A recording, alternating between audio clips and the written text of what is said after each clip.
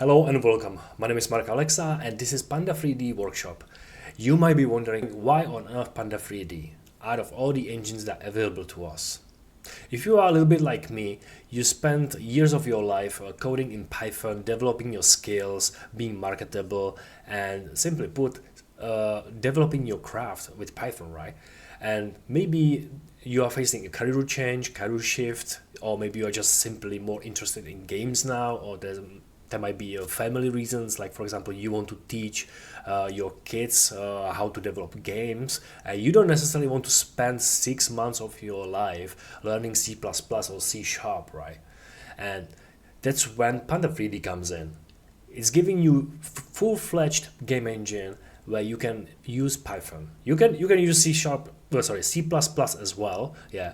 But a lot of people who got involved with Panda 3D, they do Python.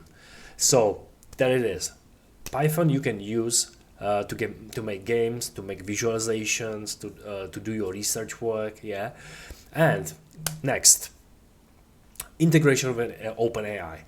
The AI is everywhere these days. It's not just a new buzzword. It has been around for quite a while now, right? And we will probably agree on the fact that it's not going anywhere. It's like Facebook or Amazon.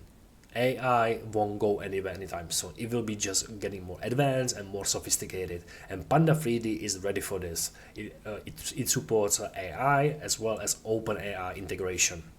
And thirdly, no charges, no royalty fees. Unlike other engines, once your game gets successful, they won't go after you to charge you fee, right?